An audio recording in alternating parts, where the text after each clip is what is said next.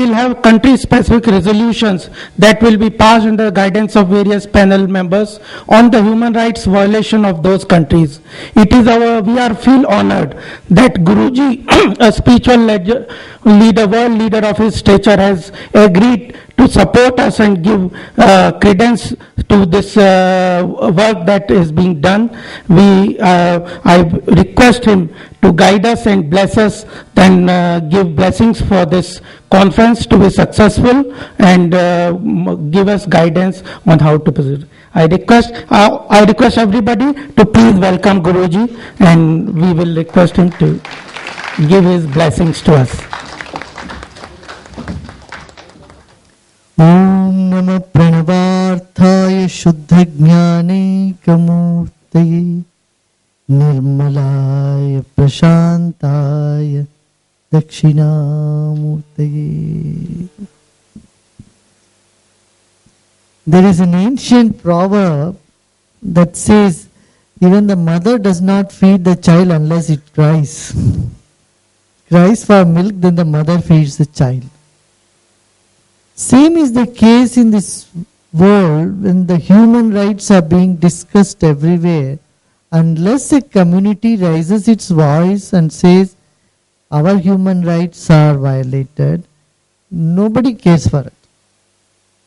So I'm glad now people from around the world are, especially Indians who are not speaking up on human rights, have come together to speak up on human rights. Here we believe in karma. Whatever is our karma, they suffer. So why should we do anything about it? This sort of a sort of lack mentality, lay down mentality people are having. So we need to get out of this lay down mentality and stand up to speak against human rights violation. And brilliant minds here have gathered together, not just from India, from Nepal, from Malaysia, from other places as well. And people belonging to this ancient civilization, ancient culture, which said the world is our family. Honor each other. You know, when you have so much tolerance, it should not be mistaken for agreeing for any human rights violation or giving up one's human rights. Whether it's a style of life or the way one should be cremated or whatever should be done in life, there needs to be freedom. Universal Declaration of Human Values or Human Rights is enshrined in the United Nations as such. So we need to see that these human rights are honored by both people and the government. Now, on one hand is rights, another hand is the values. Without values, rights are not exercised properly. So I would say, along with human rights, human values need to be cultivated in the society.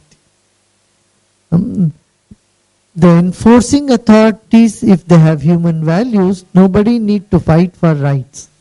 Because the values are lacking, human values are lacking in the authoritative setup, the rights activists have to raise their voice and be together, come together and stand up for it.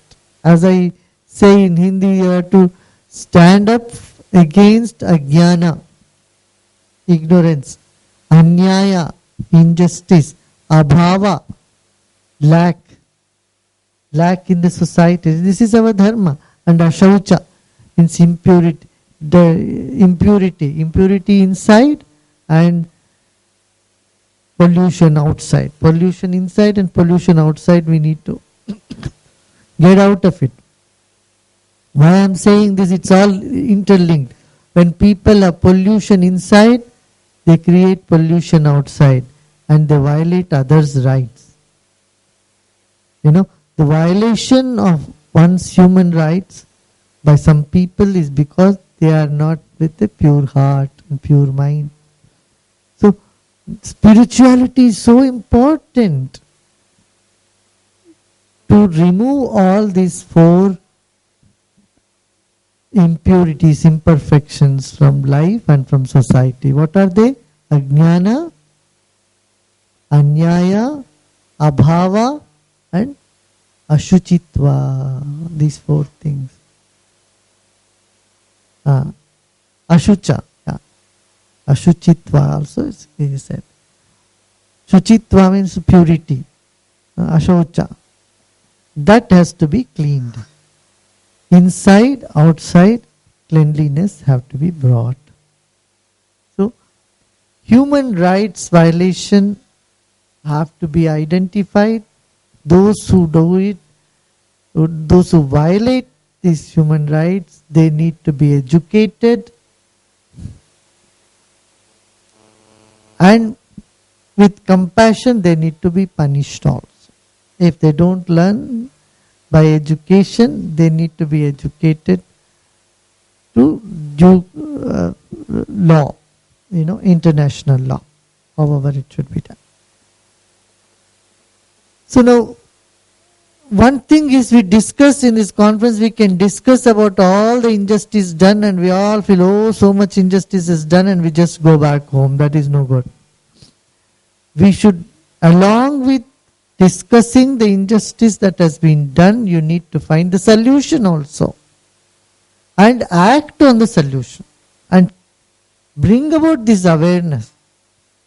See, you conduct any program, there will be thousands of people. But when you say human rights, discussions are going on, many people have apprehensions, many people stay back. They don't want even to participate because they are scared of the authorities.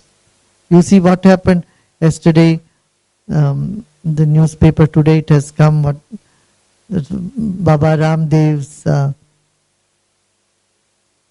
4th June incident, where peaceful demonstrators were being fired upon and Supreme Court has come very heavily on the police. I don't think it's just the police, but those people who are behind the police also have to be taken care of there. Because the police, they've just acted by the orders. You can't hold them responsible for their action because they are doing their duty and somebody has given them the instructions. So, the buck doesn't stop there. Police only did not create this big violence on 4th June. It's a bad day on Indian democracy and Supreme Court has come upon heavily on it. But there need to be more work done that such incidences don't repeat. Similarly, I have seen the uprising in Malaysia. So many temples have been erased to ground, and then it seems they have promised and they have rebuilt a couple of them also. It's because people stood up. They all came together, they stood up, they said, we can't take the injustice. Unfortunately, today what is happening is we are taking ajnana, illiteracy, as convenience. It's a very convenient vote bank. Lesser the educated people, easily they could be manipulated.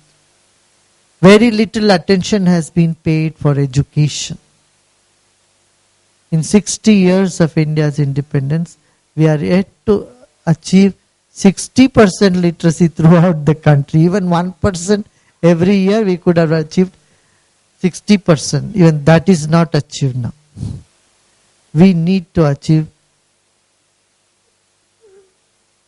free literacy. This is human right.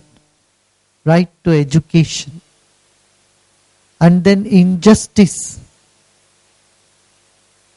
In the name of caste, community and religion, so much injustice has been done and we simply tolerate all those things.